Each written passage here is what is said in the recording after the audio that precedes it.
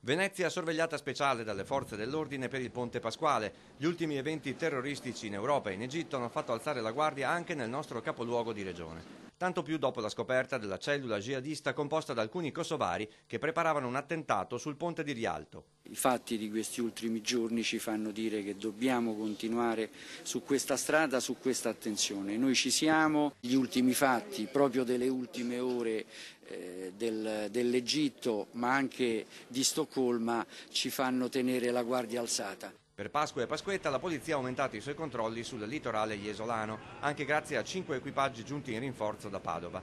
I controlli hanno riguardato i tratti di spiaggia di fronte a Piazza Mazzini, Piazza Aurora e Piazza Milano, zone di riferimento per gli spacciatori di droga, data la presenza di molti giovanissimi. Controllate anche alcune sale slot. In una del centro del Lido i poliziotti hanno scoperto un ragazzo minorenne impegnato a giocare, denunciato il titolare della sala e chiamati i genitori del giovane che si trovavano in un albergo vicino.